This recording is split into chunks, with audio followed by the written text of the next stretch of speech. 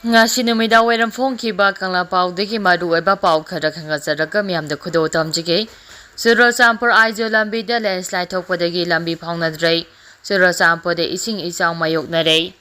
Haukiba numit kharani asida nongletna tapana maram oiraga Churachandpur district ki oina khwaidagi maru oiba lambi ama oiriba Churachandpur Aijo lambi landslide thokpadagi phaungnakhidrei Churachandpur da su ising ichaw mayoknarei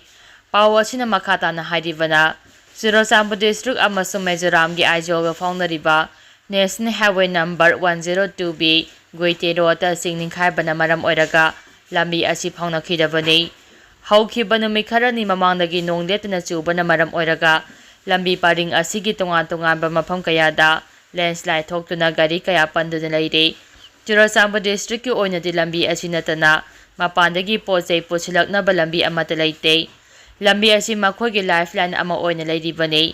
Lambi paring asida leiba Chenjuwan amasung Kwanginggi marakta ama aduga Chenjol amasung Khwangwangwangi marakta khwaidagi chauna landslide thokpadagi lambi asi phaungnaba ngamdana leiribani. Adumapu lambi asi makhatana phaungnaba yanaba sengdokpagi thabakta mateng pangbinaba Guite Road Chief Association gi makedigi NHIDCL da khangankhrei panba yabadi numit kharanigi mamangdagi istat asida nongleptana chukhibana maram oiraga tungan-tunganba mafam maudra humdoida chingninghai thodok thokibani Imphal Dimapur lambigi oina Nagalandgi Kohima district ki manungsana leiba Pheswa village ki mapada mita 50 rom sangba lambigi saruk ama ningkhaikhibadagi lambi asi phaungnadrei lambi asigi hauji oidiba phibam istat adugi deputy chief minister TR Jeliyangna hakthengna chatuna yengsingkhrei Loinina TR Jeliyangna lambi asi athupa matamda semjinnaba mari leinabasingda aiba chero thaduna khangankhrei Chief Minister New Furio gi maikedagisu Ministry of Road Transport aiba chero thaduna alternative route ama semnaba su proposal thakhrei adubu lambi asida light vehicle singi oina de district authority na one way route ama thaba hore haire amaromda state asida haujik tholiba ichaw asina maram oiraga Mioila ama lesing humpu mari chanipan humdraga mapal saitheng phanglei mioi mari na aso apanang lei mioi amane laikhidrei yum lesing kuntra manga chamaga yankhai humdoina ama ata thoglei ichaw asina yumda yokpa sa san humpu mari laikhidrei mioi lesing ahum chamapan taraga tare chafagadaba mafam singda hongdokhrei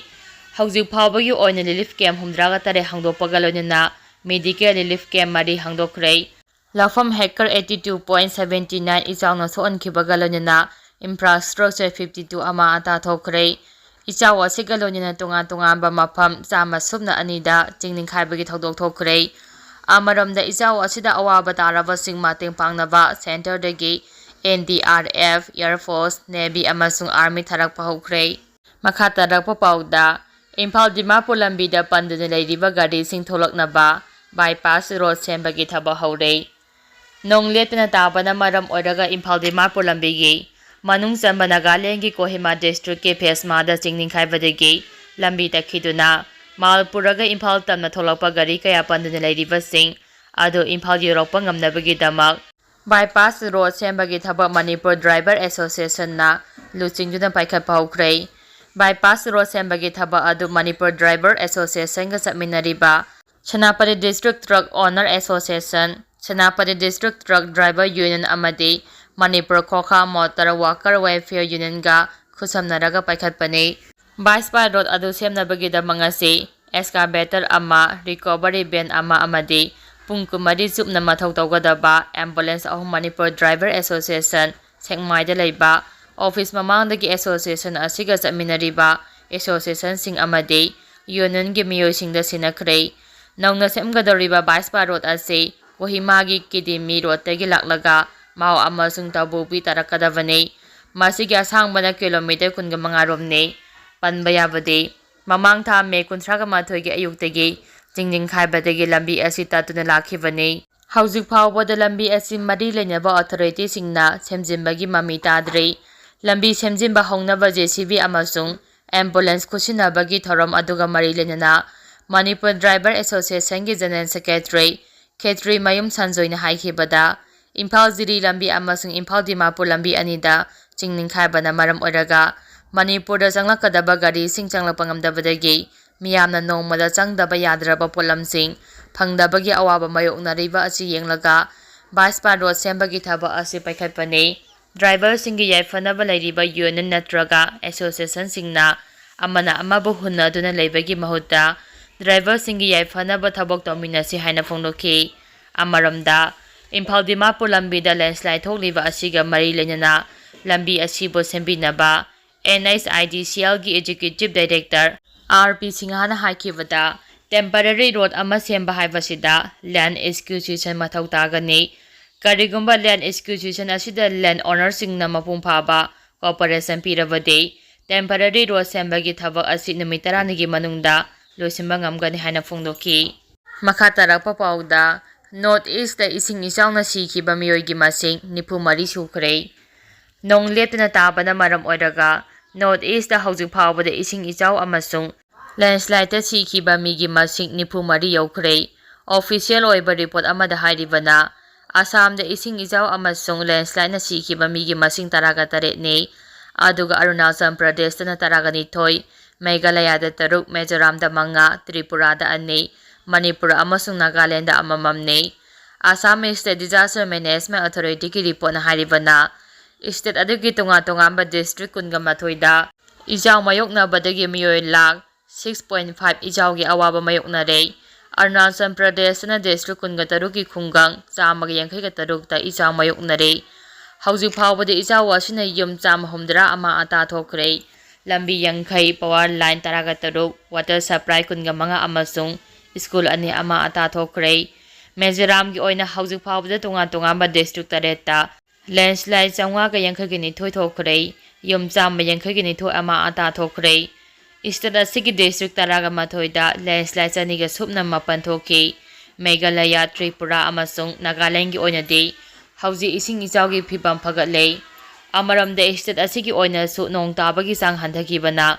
turalgi imai ayamba hantharakle Imphal turalgi oina ngasi ayupung tarukta minuthongda lawba record ki matung inna meter 785.35 oirambado ayu pung tarada meter 785.15 da hanthare Iril Tural gi oina ngasi ayu pung tarukta ising imagi chang asi meter 784.1 oirambado ayu pung tarada 783.9 da hanthare Nambol Tural gi oina ngasi ayu pung tarukta meter 781.47 da oirambado ngasi ayu pung tarada meter 781.42 da handakre makha tarak poina kanglei paki mai ragi pause degi marueba pau khara khanga saraka miyamda khudo tamjake yum ama mai chak padagi matam chana kankhre ising ichang marakta mai holang pokki thodok thokchuna yamna chauna ama ata tholam gadabadagi kanbangam khre ngara numidang pung 9 ga minit 39 taba matamda Imphal East district ki manung channa khurai khumidokta Khangauduna haurakpa maina yum ama mai chaklakhi thado adugi pau hek phangbaga Manipur Fire Service Imphal amasung Fire Sub Station lamlai gi team sing changsinduna chakliba mai adu muthatpadagi ka hena khudong thiba thokhidrei adum oinamok thado aduda yum adugi yum thak amasung manungda leiba mal sang kharade maina chakhre haide makha tarakpa pauda nagagi luchingba muiba na nagagi lam inchi ama pawba piroi haikhiba ngasi su ngakhigane Village Authority Haukibe Pil Mangada Kuki Amadi Makogi Kulai Fiber Singna Konsaram Village ta Chathakiba Thaudo Adugi Matangda Yante Agreement Ama UNC gi Working Committee Amadi Sahilka Anina Tahanjamda Laiba UNC gi Office da Haukiba June Anida Kuyakpi ki Hairiba Asi Khangde Lonina Nagagi Luchingba Muibana Nagagi Lam Inchi Ama Phawa Piroi Haikiba Adu ngasichu chapchana ngakani haina Konsaram Village Authority na phongdorakle makha tarakpa pauda National Highway 37 Imphal Ziri lambi phaungnadrei Ziri dagi tholokpa IOC gi tanker ama lokhada tasingkrei haukiba numit khara asida awang nopok lamdamda akha araw yauna akan mamongda surakhiba nongna maram oiraga landslide thoktuna National Highway 37 Imphal Ziri bam lambi gi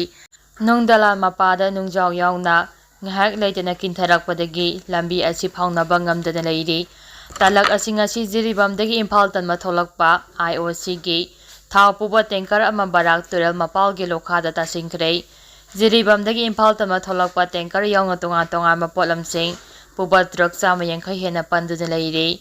state ꯑꯁꯤꯗ ꯍꯧꯖꯤꯛ ꯆꯤꯡ ꯑꯃꯁꯨꯡ ꯇꯝꯄꯥꯛꯀꯤ ꯇꯣꯉꯥꯟ-ꯇꯣꯉꯥꯟꯕ ꯃꯐꯝꯁꯤꯡꯗ ꯂꯦꯟꯁ꯭ꯂꯥꯏꯗ ꯑꯃꯗꯤ ꯏꯁꯤꯡ ꯏꯆꯥꯎ ꯊꯣꯛꯇꯨꯅ ꯃꯤꯌꯥꯝꯅ ꯏꯆꯥꯎꯒꯤ ꯑꯋꯥꯕ ꯃꯥꯌꯣꯛꯅꯔꯤ꯫ ꯃꯅꯤꯄꯨꯔ ꯇꯝꯄꯥꯛꯀꯤ ꯏꯝꯐꯥꯜ, ꯅꯝꯕꯨꯜ ꯇꯨꯔꯦꯜ ꯌꯥꯎꯅ ꯃꯔꯨꯑꯣꯏꯕ ꯇꯨꯔꯦꯜꯁꯤꯡꯒꯤ ꯏꯁꯤꯡꯒꯤ ꯏꯃꯥꯏ ꯈꯔ ꯍꯟꯊꯔꯛꯂꯕꯁꯨ ꯇꯨꯔꯦꯜ ꯇꯣꯔꯕꯥꯟ ꯀꯥꯏꯕꯗꯒꯤ ꯁꯣꯛꯍꯟꯈꯤꯕ ꯌꯨꯝ ꯌꯥꯎꯅ ꯆꯥꯎꯅ ꯑꯃꯥꯡ-ꯑꯇꯥ ꯊꯣꯛꯈꯤꯕ ꯑꯗꯨꯒꯤ ꯑꯋꯥꯕ ꯃꯥꯌꯣꯛꯅꯔꯤ꯫